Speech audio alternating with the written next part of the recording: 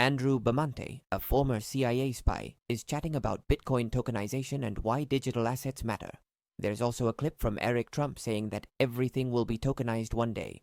If you don't know who Andrew Bustamante is, he's a former secret CIA officer, a decorated US Air Force combat veteran, and he graduated from the United States Air Force Academy. So I really like this guy. I watch him on YouTube a ton, especially when he talks about Bitcoin and crypto. Okay, let's dive in. Cryptocurrency and decentralized cryptocurrency, you know what I mean, right? Something totally decentralized like Bitcoin. Bitcoin only becomes useful if people actually start using it. Like if stores accept Bitcoin or if ATMs let you use Bitcoin, that's the only way Bitcoin has real value. You have to be able to spend it or get cash from that decentralized crypto. What we're seeing now is a shift towards centralized digital currencies. Still cryptocurrencies, but controlled ones, like the digital dollar, digital crypto, digital money that's already working great in China and across Europe, you know? A centralized currency is the only kind any government will ever really support and push because governments need to make money from controlling that currency. They need to decide how much money comes in, how much goes out, what it's worth, and they need to grab a tiny cut, like 0.5% or even 0.2%, from every single transaction because that just gives them free money. Also, a cool point just hit me. You know how much trouble there is with fake US dollars and illegal printing operations, right? There's a whole Secret Service team that's only focused on chasing down people in other countries who have printers making fake $100 bills and counterfeit money, right? If we switch to a CBDC, how could anyone fake that? That's probably another reason governments like the idea, so only they can create or destroy and manage these central bank digital currency assets. Something totally decentralized goes against everything governments want. So a government would never fully support or encourage an uncontrolled, decentralized cryptocurrency if they don't outright ban it. And I get that a lot of Bitcoin fans are getting upset right now hearing this, but deep down they know it too. They've been buying Bitcoin since the early 2010s, and you still can't really spend your Bitcoin most places. There's just a few ATMs in any city that will give you cash for Bitcoin. Pretty much all you can do with Bitcoin is buy it and sell it, and you can only sell it for whatever people are willing to pay, which changes wildly, even though it's doing well now. Like in November last year, it was worth half of what it is today. So that's the big problem with cryptocurrency. Will it destroy the US dollar?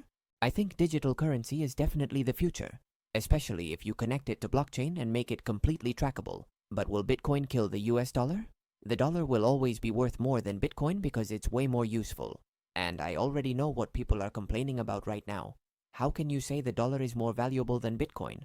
Because the US dollar is backed by the power of several governments. Bitcoin could literally disappear tomorrow. Wow. So much of this is just music to my ears. You'd think that if Bitcoin was really meant to be the future of money, why isn't any big government, except maybe a couple small countries that do shady stuff, adopting it, right? El Salvador, and you're like, oh, you're teaming up with El Salvador, Michael Saylor, Jack Dorsey? Okay, I just don't buy it, right? You could try spending Bitcoin at Steak and Shake or wherever, right? You wait 5 minutes for the payment to go through. Maybe your food is ready by the time they finally say, yeah, you paid. But this isn't the future. You can't have 1 billion people using Bitcoin. The network would totally crash. Transactions could take forever, like 100 years.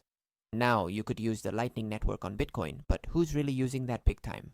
I don't know anyone. Now, there might be big institutions doing it that I'm not seeing, but when you're talking about a cryptocurrency that's accepted worldwide, not just as a store of value, but has real use through tokenization of financial stuff, or a company like Ripple, which runs the biggest blockchain system on Earth. Now we're talking real stuff, right? And that's a use case governments can support. That's a shared ledger where money can move smoothly around the world for almost no cost, right? You got private ledgers, you can do whatever you want. That's the future, in my opinion, and I think Mr. Bamante sees it too. We have no control over it.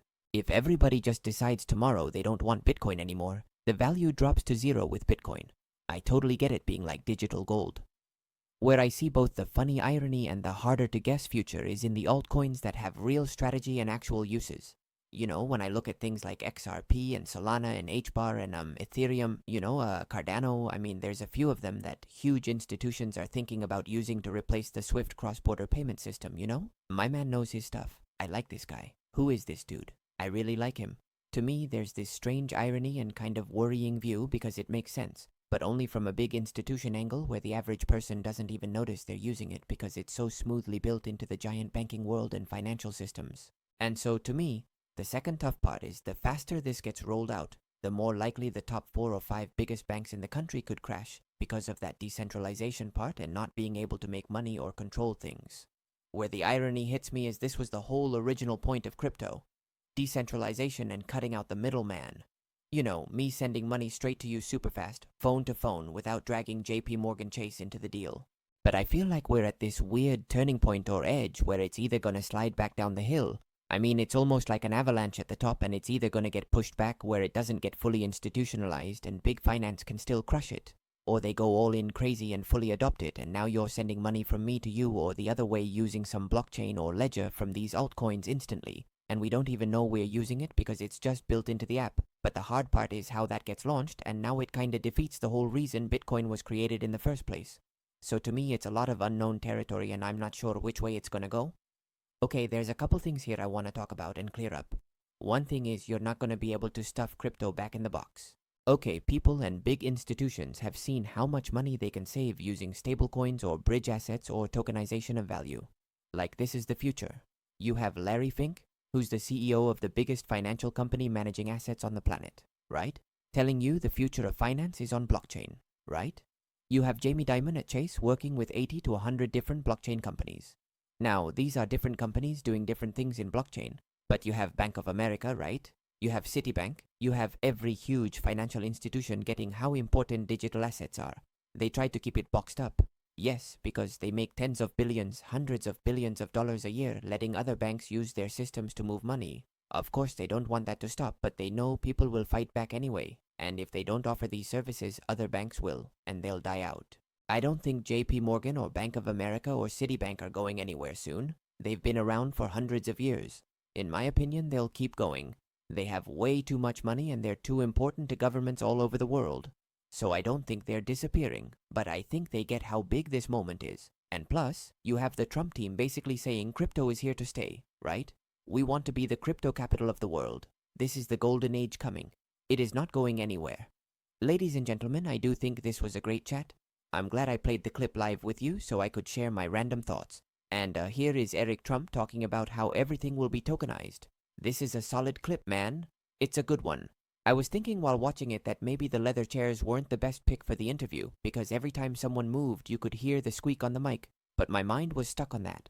I was trying to listen, but also like, okay, yeah. Well, Eric, you said we're on the first yard line when it comes to Bitcoin and crypto and this whole world. How do you see it, for example, changing real estate? Do you see tokenization of everything, or what do you think the next 5 years look like? Tokenization of everything eventually. I mean, it might not all happen in the next 5 years, but listen, take Trump Tower, right? Super famous building. Probably everyone on Earth has heard of Trump Tower in some way.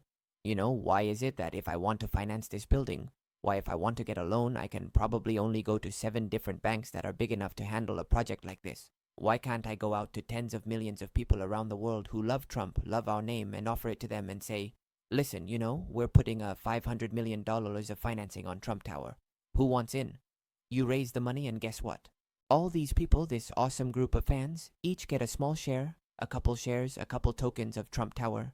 Like, that's a beautiful idea. If Taylor Swift drops a new album, you know, why can't she sell that album and also tokenize it and monetize it and let fans bet on the success of whoever they love, whoever they look up to? You're gonna have tokenized movies, you're gonna have tokenized artists, you're gonna have tokenized real estate, you're gonna have tokenized commodities. You know, there's basically nothing. You're gonna have tokenized art. And guess what? You want to own the, well, you have a lot of this stuff already, but great points. Great points.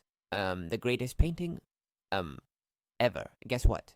You can't afford the $200 million price, but you can own, you know, 1/10,000th of that painting or 100,000th of that painting, and you can get the gain if the value goes up and, you know, maybe lose if it goes down. I think everything should be tokenized. You're seeing companies tokenized, you're seeing stocks tokenized.